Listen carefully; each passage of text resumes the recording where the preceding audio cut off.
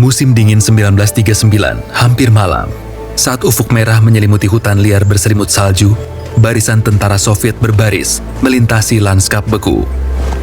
Inilah perang musim dingin, invasi Stalin ke Finlandia, atau Talvisota bagi warga Finlandia. Saat pasukan bergerak maju, kilatan muncul tiba-tiba dan seorang prajurit tumbang. Tentara Rusia seketika terpaku. Teriakan, "Tembakan penembak jitu, tiarap!" menggema. Pasukan Rusia tiarap mencari perlindungan, sementara tembakan lain kembali merenggut korban baru. Bisikan ketakutan menyebar di antara mereka. Mewir Smirch, sang maut putih. Di kejauhan, seorang pria bermantel putih salju menyendiri, tersamar sempurna oleh alam dan gundukan salju sekitarnya.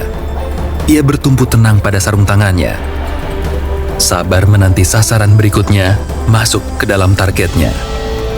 Namun siapakah pria yang ditakuti setiap tentara Rusia di Finlandia ini? Lahir dan besar di hutan liar Karelia, Finlandia Selatan, Simo Hauha sejak awal adalah pemburu dan penembak jitu alami. Ia menganggap latar belakangnya sebagai petani, pemburu, dan peski menjadi kunci penting bagi keahlian menembaknya yang luar biasa. Bergabung dengan pengawal sipil dan angkatan darat sejak usia 17 tahun, ia terus mengasah bakatnya dan memenangkan berbagai lomba menembak. Rumahnya bahkan dilaporkan penuh dengan trofi menembak. Saat perang pecah, Simo dikerahkan bersama pasukannya untuk menjaga garis pertahanan di perbatasan Finlandia-Rusia. Di awal perang, komandannya menyadari bakat penembak Simo dan menugaskannya mandiri sebagai penembak jitu. Ironisnya, misi pertama Simo adalah memburu penembak jitu musuh. Simo menceritakan misi tersebut. "Suatu kali komandan saya mencoba menghabisi sniper musuh dengan senapan berkeker. Tentara Rusia ini mengambil posisi sekitar 400 meter dari kami dan terus menembaki garis pertahanan kami. Tak lama, komandan memanggil saya dan menunjukkan perkiraan posisi sniper musuh tersebut. Seorang letnan bersama kami bertindak sebagai pengamat saat duel dimulai. Awalnya, saya tidak melihat jejaknya sama sekali. Hanya batu kecil di area yang ditunjuk. Namun setelah diselidiki dengan cermat, kami melihatnya di balik gundukan salju dekat batu itu. Saya membidik hati-hati dengan senapan M2830 andalan saya, dan tembakan pertama langsung mengenai sasaran." Ketakutan Soviet pada Simo memuncak, hingga mereka mengerahkan artileri bom ke area yang diduga sebagai posisinya. Simo pun membenarkan hal ini.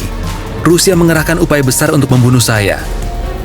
Usai ia melumpuhkan seorang sniper Soviet lagi, mereka langsung membombardir parit perlindungan Simo. 50 mortir jatuh di sekitar parit saya, tapi sia-sia, kenang Simo suatu kali. Meski telah mencoba segalanya, Soviet paling hanya bisa menggores kulitnya atau merobek mantel Hauha. Taktik Simo Hauha sebagai penembak jitu tergolong tidak biasa saat itu. Berbeda dengan sniper Soviet, Simo enggan memakai kekeran lensa. Ia memilih pisir besi karena pantulan cahaya lensa berisiko membongkar posisi sniper. Ia mengaku sering melumpuhkan sniper Rusia akibat pantulan cahaya dari lensa mereka. Udara dingin ekstrim pun bukan masalah, karena ia selalu siap dengan pakaian musim dingin berlapis-lapis. Pada satu hari Desember yang dingin, Simo pergi ke alam liar menuju tempat favoritnya, sebatang pohon bersalju berdahan rendah yang pas untuk memantau lembah. Dengan mengulum salju, uap napasnya tidak akan terlihat musuh. Hauha menyusun salju di sekitarnya sebagai benteng perlindungan darurat. Berbekal ransum harian, ia duduk dan menunggu berjam-jam. Ia terus menunggu dengan sabar, layaknya seorang pemburu sejati, hingga kesabarannya membuahkan hasil saat 4 tentara Soviet berjalan masuk ke dalam bidikan pisir besinya.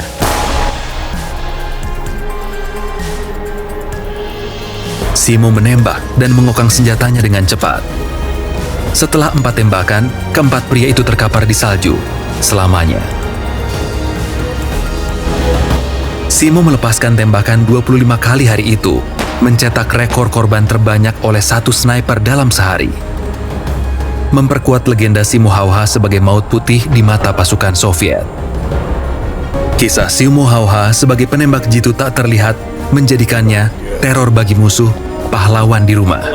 Ia tidak hanya ditakuti oleh prajurit biasa, tapi juga komando tinggi Soviet yang membuat sayembara untuk kepalanya. Banyak sniper Soviet mengincar hadiah itu, mendatangi area konflik, dan mengintai Simo. Seorang sniper bersiap dan menunggu berjam-jam. Saat malam tiba, ia mengira Simo sudah pergi, lalu berdiri untuk kembali ke markas. Terdengar letusan. Tentara Rusia itu tak sempat mendengarnya dan jatuh ke salju. Pada akhir Januari 1940, rekor buruan Simo mencapai 200 jiwa. Atas hal ini, pemerintah Finlandia menghadiahinya senapan khusus. Meski ia tetap memilih menggunakan senapan M2830 andalannya.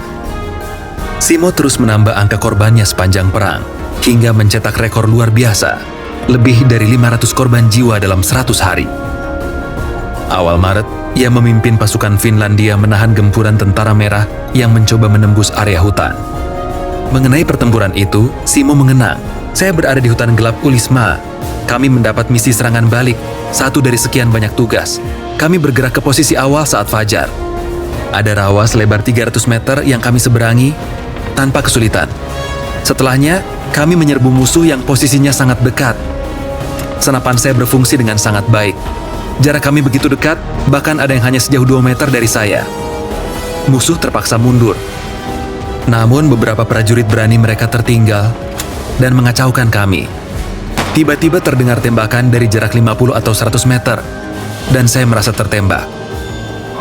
Pandangan Simo mendadak kabur, lalu semuanya menjadi putih bagi sang maut putih. Ia tumbang setelah rahangnya hancur oleh peluru yang meledak. Usai perang, tentara Finlandia menemukan jasad yang dikira Simo dan menumpuknya bersama korban gugur lainnya. Lalu seorang prajurit melihat ada kaki yang bergerak di tumpukan itu. Luar biasa, Simo ternyata masih hidup, meski separuh wajahnya hancur. Ia koma selama 3 hari hingga perang musim dingin berakhir. Simo menjalani 26 operasi untuk memperbaiki rahangnya, yang direkonstruksi menggunakan cangkok tulang pinggulnya. Setelah pulih, ia menghabiskan sisa hidupnya dengan damai di perkebunan barunya di pedesaan Finlandia yang indah, hingga wafat pada tahun 2002 di usia 96 tahun. Simo meninggalkan warisan sebagai sniper terbesar di dunia, sekaligus pahlawan legendaris kebanggaan Finlandia. Saat ditanya tentang jasanya dalam perang, Simo berujar, "Saya tidak membenci musuh. Saya hanya menembak, mengokang, dan lanjut selama musuh masih ada. Saya menembak tiap kali melihat mereka, tidak peduli dia seorang komandan atau bukan. Saya beruntung tidak pernah dihantui mimpi buruk soal perang. Tidur saya selalu nyenyak, bahkan saat perang berlangsung. Saya hanya menjalankan tugas sebaik mungkin." Saat ditanya rahasia menembaknya, ia hanya menjawab, "Latihan."